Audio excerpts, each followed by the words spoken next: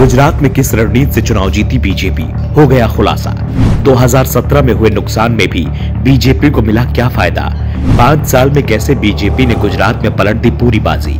आप मैदान में नहीं होती तो क्या सरकार बना लेती कांग्रेस। राहुल गांधी ने दावा किया कि गुजरात में आम आदमी पार्टी चुनाव मैदान में नहीं होती तो कांग्रेस बीजेपी को हरा देती। पहली बार राहुल गांधी ने माना आपने कांग्रेस को नुकसान पहुंचाया है।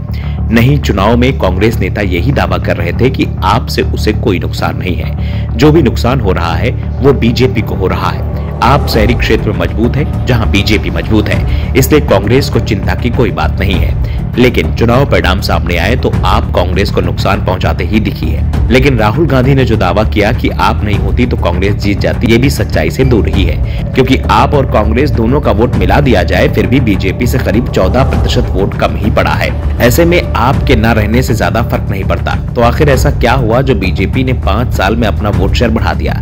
गुजरात के चुनाव नतीजे बता रहे हैं बीजेपी का प्लान सफल रहा। बीजेपी ने KHAM से भी आगे PAKK का फॉर्मूला अपनाया। PAKK यानी पटेल, आदिवासी, कोली और क्षत्रिय। विधानसभा चुनाव नतीजों में भी ये दिख रहा है। ज्यादातर विधायक इसी जात से जीत कर आए हैं। सबसे ज्यादा 18% पटेल, 15% आदिवासी, 11% कोली और 11% क्षत्रिय विधायक नई विधानसभा में चुनकर आए हैं और ज्यादातर बीजेपी के टिकट पर चुनाव जीते हैं। बीजेपी विधायकों में भी 27% विधायक पटेल समुदाय से आते हैं। इसके बाद आदिवासी 15%, कोली 12%, क्षत्रिय 8% आते हैं। यानी साफ है बीजेपी ने टिकट वितरण में जो दांव लगाया था वो सही साबित हुआ। क्षत्रिय वोट बैंक पर गुजरात में कांग्रेस का दावा सबसे मजबूत माना जाता है। माधव सिंह सोलंकी के समय से ही क्षत्रिय वोट कांग्रेस के पाले में रहा है। लेकिन इस बार बीजेपी ने इस वोट बैंक में सेंधमारी में करने में कामयाब रही है।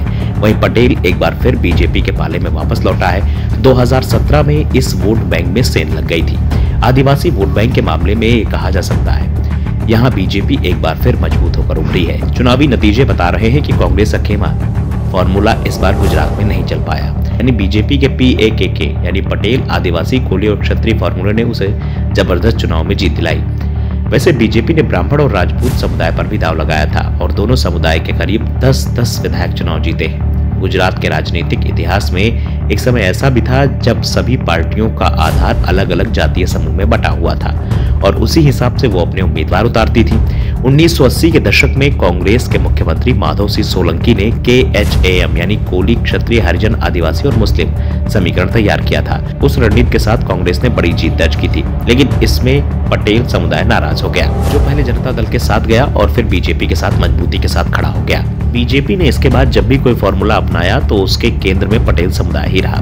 2017 में पटेल आरक्षण आंदोलन का बीजेपी को नुकसान हुआ था, जिस कारण से 27 साल में पहली बार बीजेपी की सीटों की संख्या 100 से नीचे आ गई थी। लेकिन इसका फायदा भी बीजेपी को हुआ। पटेलों की नाराजगी को देख बीजेपी ने दूसरे वर्ग में अपना आधार बढ़ाने की कोशिश तेज कर दी।